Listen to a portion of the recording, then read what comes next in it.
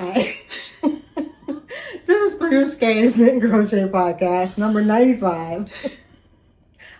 Welcome. I'm Lisa. Y'all don't know what I'm dealing with. You don't know what you're talking I'm Cryss, and yeah. I'm going to get this out of the way in the beginning. Please like and subscribe. Thank you. Hi, Cryss. Hello, Lisa.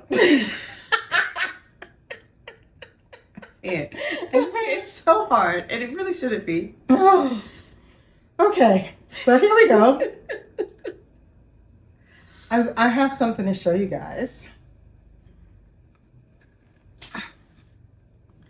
I have 2 socks now. If you'll notice, one has a cuff attached and needles where the toes will go, and the other one has a toe, and I'm in the process of knitting the cuff right now. This was a really fun way to do socks. Crystal's like, you made socks before. Why are you so giddy over this? It was hilariously fun. And the longer the sock got, the more hilarious it was. At one point, it was as long as my leg. And that tickled me to no end. So today, what I did this morning was just cut them apart with some scissors. And I took some video of that I'm going to put in. And what you can see me doing is when I first started to cut it, I was really being careful so that I didn't cut through the, the bottom part. I just wanted to make sure. And when I had about an inch opening and I was able to see all the way through, I just started cutting with my scissors. But before that, I just sort of pulled the yarn out of each stitch. It went pretty well. It was really fun. And then what I did after I got them separated, the way she does it, all the stitches are caught in a lifeline, so there's no worry about losing any stitches. I just put my needles in and set up my stitches as they would be if I was gonna knit them. It's a really fun way to do a sock. And I'm using the method by Safiyyah Talley in her book, Knit 2 Socks in 1. Super fun. What goes on with you, Cryss? I am starting a skirt-like thing. Oh. I don't know what's wrong with saying skirt-like thing. It's just that it's going to be, right now the plan is for it to be a little different from, skirts I've done before, because I'm doing what I'm calling a step hem skirt. So I was watching this show called Stitched. It's kind of like Project Runway meets Chopped, because it's for fashion designers, but they start with 4 and then they get almost kind of like a mystery basket because they don't know what kind of fabric they're gonna have, and they have to design garments, and eventually, they whittle down to one person. And one of the judges was wearing this skirt where the front and the back were shorter, but there were longer side panels. Now her skirt had some writing down the side, but because she never actually stood up while she was wearing the skirt, I couldn't see what it said. I saw the bottom part said "is love," but I couldn't figure out what love was because I couldn't see the first word. But those side panels were longer than the front and back of the skirt. Now, if you've been paying attention a few years ago, you would have seen these step hem jeans all over the place. So at the cuff, they always had like ragged edges. They were never finished edges. And the front of the pant leg would be cut shorter than the back of the pant leg. And I hated it. It was just hideous. It didn't look good on anyone. I don't know what anyone was thinking with that. But funny enough, as a skirt, somehow that step hem works a lot better. And when I saw that skirt, I was like, oh my gosh, that's so cute. I could totally do something like that. I remember I was in kind of like a design funk, so I'd taken a little break because I didn't know what the heck I wanted to make. Well, this got me out of my design funk, because now I'm going to make, because I had a pencil skirt in my queue anyway, but I didn't have like a specific design. So this works because I'll still be tackling a queue item and making a pencil skirt, but I just discovered a cute design. So the way the skirt is going to work in my head is the front and the back are going to be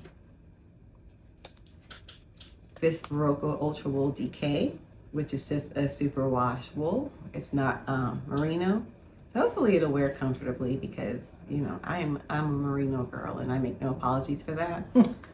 But I wear ultra wool next to my skin. It's fine. yeah, but you can do like wools that feel rough to me don't feel rough to you. True. But I've also, like, I was playing around with extended single crochet because I've never actually used it in like a project, but it's very simple stitch. Basically, you just make your single crochet a little bit taller by working a chain. So when you have your 2 loops on the hook, you yarn over and pull through just one, and then you yarn over again and pull through those 2 loops. And so you're gonna get like almost like a stacked effect. And this is a fabric that is all extended single crochet. So every row is extended single crochet.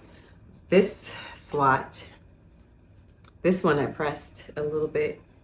This one I didn't, so you can see it's still like curling. But this is alternating rows of extended single crochet and regular single crochet.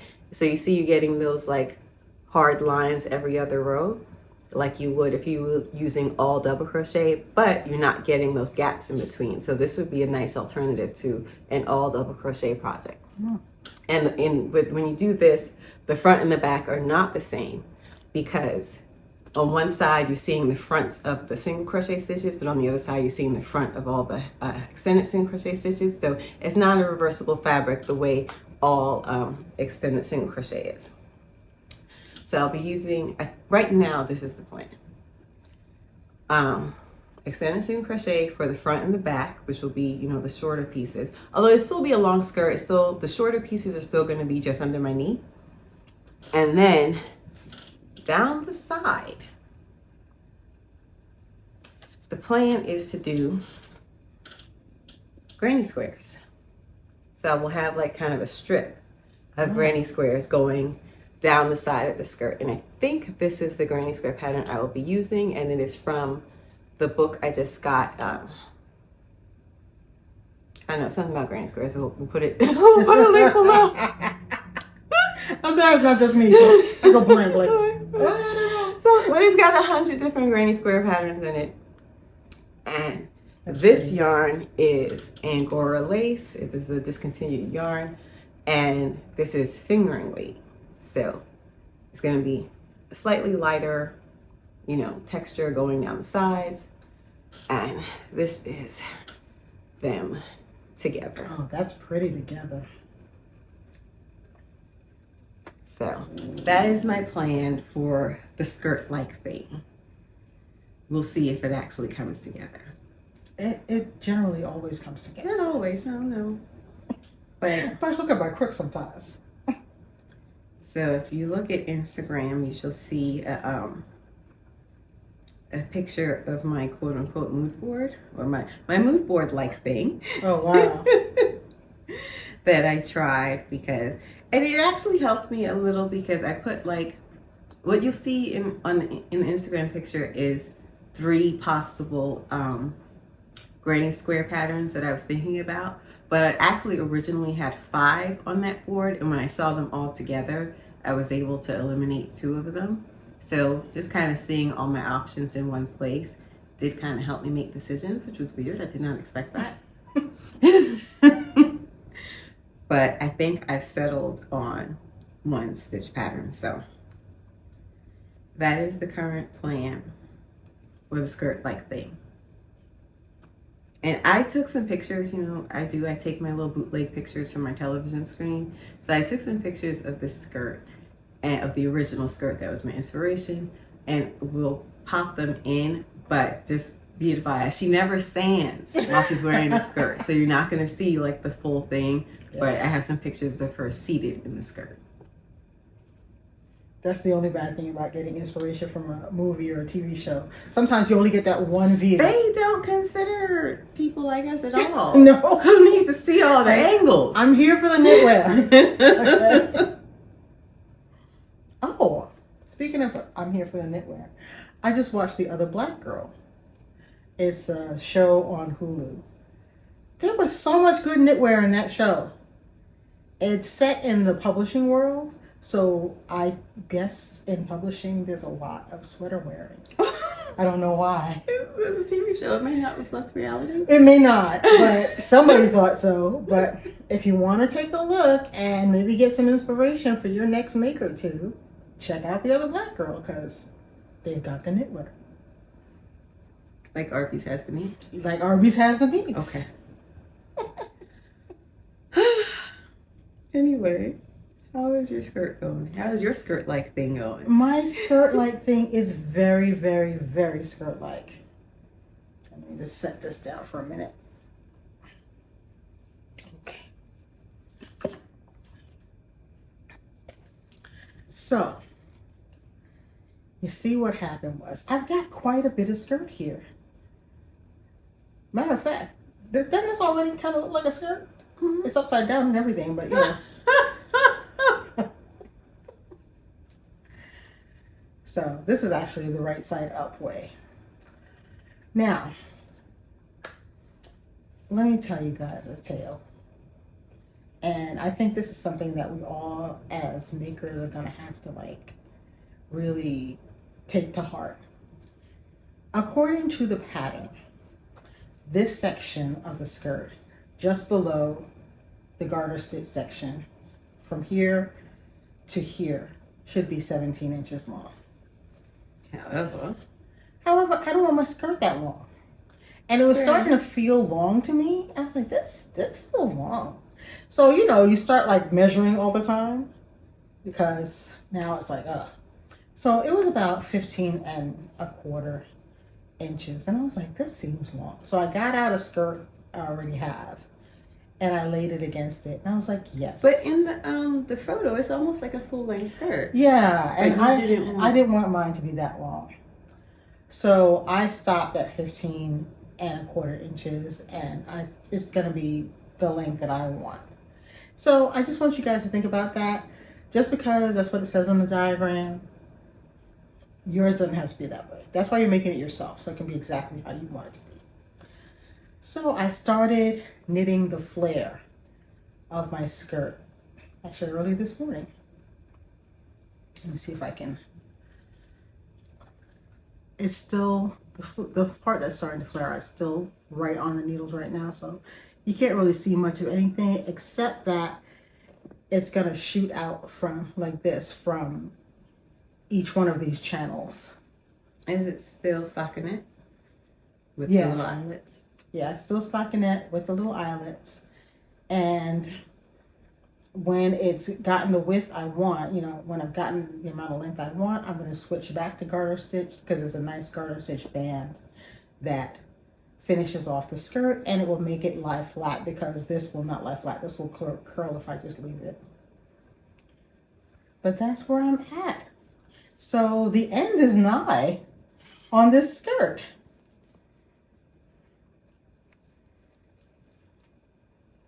That's where we're at. You have a tendency to give more attention to one project over the other when you work on multiple projects, but this time you seem to have an equitable arrangement with your project. I'm trying to be very conscious. What did you do differently?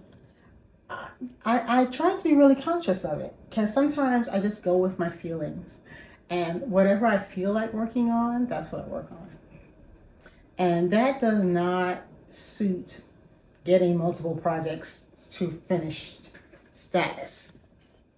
So what I had to do was, sometimes I would time myself and try to give equal time. If not back to back, I'll go, okay, I worked on this 2 hours yesterday. I got to work on that 2 hours tomorrow. Or if I worked on it for an hour, I'll work on the other thing for an hour. So I just had to divide up my knitting time and be conscious of, or if I hadn't worked on this for a couple of days, I'm like, it's been 2 days. You haven't worked on it. but my sock was getting super long.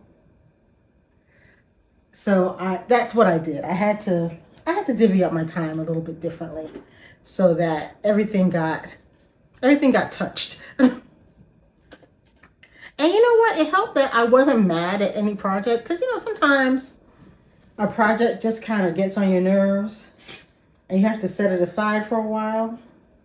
And you put it in the naughty corner. And neither one of my projects have been in the naughty corner at all. That's basically how I got it done. And I guess it's because also I only had the 2 projects, so it was easy to go back and forth, back and forth. So 3, 4, maybe not a thing. Maybe not. Well, I might have to do a test to see. Oh, I just want to share one thing. It turned out at some point I had dropped a stitch in my skirt. I don't know when it happened, but it had laddered down a little bit of the ways. So all you do, there's no reason to panic when something like that happens. She keeps saying that. I keep a crochet, actually I keep more than one crochet hook in my bag just for that sort of situation. And all I needed to do was grab that stitch. Matter of fact, when I saw it, I just put a locking stitch marker on it so that it wouldn't ladder down any further. And I really couldn't even take you to the place where it was at this point, because you take the crochet hook and just hook back up the row of stitches, and you can get it right back up to the top and continue on your knitting. Now I just want to tell you, it's not sorcery. I film myself doing it while doing it on the couch. So if the film is a little shaky, that's why. I was doing it with one hand and hooking up my ladder with the other. Why did you have anything holding it? Because I discovered it. Okay, I didn't have my phone near me at the time. I had my iPad close by. So oh, Lord. Yeah, it's going to be hilarious. You'll see it. I'll put the video in. And last week, we did have someone put a question in the description bar about how to avoid ladders. In the comments? In the comments. I can't get that comment/description bar thing right to save my life. They're 2 different things. I know. One's a doobly-doo and one is not. Okay. So I just happen to be working on DPNs right now. So there's a couple of things. First of all, if you see ladders at the very beginning of a circular project, don't worry about those too much. They tend to disappear. You know, everything's a little weird and wobbly when you first start, especially on DPNs. Those I don't pay any attention to at all, because they usually disappear after a few rows. If you find that you're having persistent ladders, that just means that when you are changing needles, you need to give the yarn a little tug. So right now I'm at the place where I'm going to go from, let's call this needle 1 to needle 2. While I'm not going to choke my stitch out, I am going to do this with the working needle. I just give the whole thing a little tug. And I might do that for the second stitch also. And that's it. That's how you get rid of the ladder. The ladders form because you're doing a little bit less tension when you switch needles, and just adding that tension back in resolves the ladder. Now, I tend to do the last 2 stitches on my needles and the first 2 stitches on the next needle a little bit tighter than all the stitches. And to be honest, I've never had a laddering issue. A friend of mine, but I tend to be a very loose knitter, so I guess I'm conscious of it. So I tighten up on those 4 stitches. A friend of mine who has more normal tension than I do, she says that she tightens up the second stitch after crossing over needles. So if you know that you're not a loose knitter, you may not need to tighten as many stitches as I do. You can try tightening the second stitch after you've crossed needles. But that's pretty much the solution. I hope that helps. And if anybody has questions about knitting or crochet, let us know.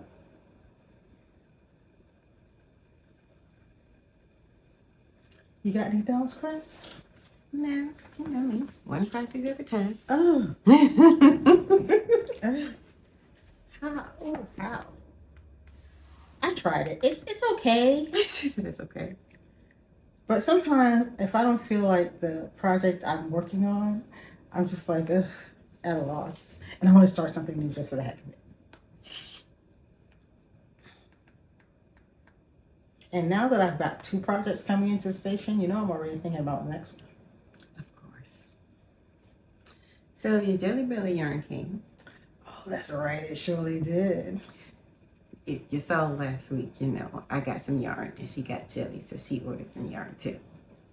You know what, though? It was all Crystal's fault. I hold her responsible for this yarn. But I'll show I you what didn't I even got. tell them that I ordered yarn so that they wouldn't be tempted. But then I got in trouble for not telling them I ordered yarn. Yeah, and now I'm still getting in I got in trouble twice. Wait a minute. Yeah, you can't win, honey. You couldn't. You thought you could win? No. Why don't you show your yarn now? Okay? Because I need a minute to myself.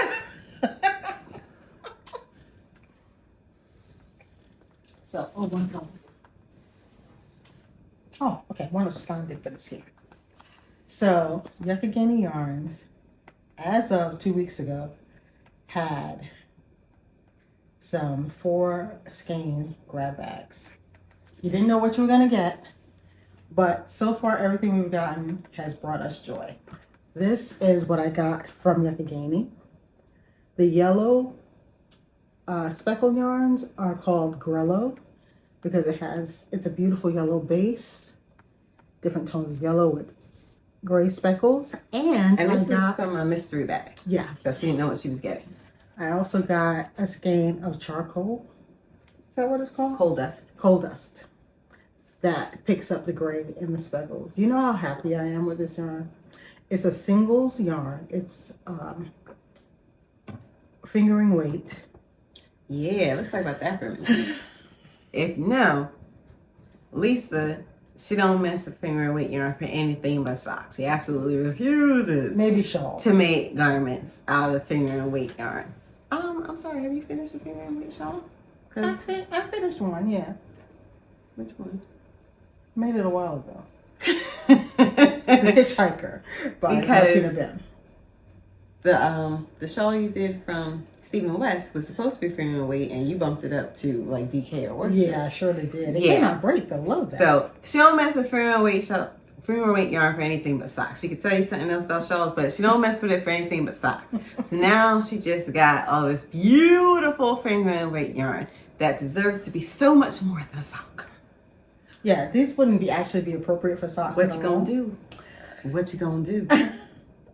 Because these wouldn't be appropriate for socks, it's a 100% merino single, so it's not plied and there's no nylon, so these would wear out in about 5 minutes. And I have enough yarn here for at least 2 pairs of socks.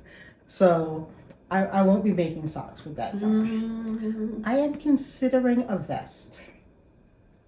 And I'm thinking lace.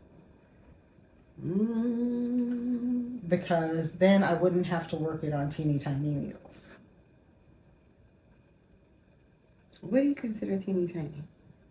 Like in millimeters, because I don't know the numbers for knitting needles. Like 3.5, 3.2, 3 millimeter. So what size would you use?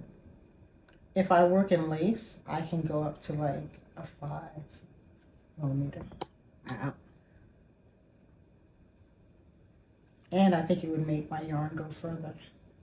So we're all going to see what Lisa ends up doing with her fingering weight yarn, because she don't mess with fingering weight yarn for anything but socks. No, she don't. That's the truth. I don't. I'm not about that life. So you can take a look at Instagram to see what Mom got, because she got some Jelly Belly yarn too. But we're all very happy with the yarn that we got. And the price was right. Now, as of 2 weeks ago when I was on that website, they did have some 3 skein grab bags left. You might want to check out and see if they still have any. But as to my best of my knowledge, Mom and I got the last 2 4 skeiners. And come to find out, there were 5 skein bags. I know. Oh, That was a great deal. And the 3 skein bags were $40. I think the 5 skein bags were $50. That would have been insane. Oh my gosh. But yeah, so y'all have a little bit of new yarn. Yay! That is the joy of it. It was really fun to get it in the mail. And as a person who's never bought a mystery grab bag before, I am so stoked. It is kind of like buying yourself a present and you don't know what you got yourself. you get to be surprised when you open up the bag. And both Mama and I were very happy with what we got.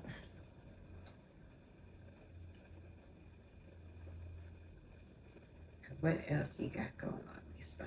I think that, oh, you know what? I did mean to mention too. Somebody asked about your peanut butter cookie recipe. Mm. It's in the description box. Yeah, there's a link. The last video. There's a link to it. Do you want to give some hints and tips? Because I put the chocolate chip in the middle, I put it in the oven for 10 minutes instead of 8. Just because this, got a little bit of extra density, so I wanted it to cook a little bit longer. But they're still going to be soft when they come out the oven. And that was the thing I did not know about peanut butter cookies. Because the first time I made some, I way overcooked them. But they're going to be soft when they come out the oven. Just set them on the counter and let them be. They firm up quite nicely. Mm-hmm.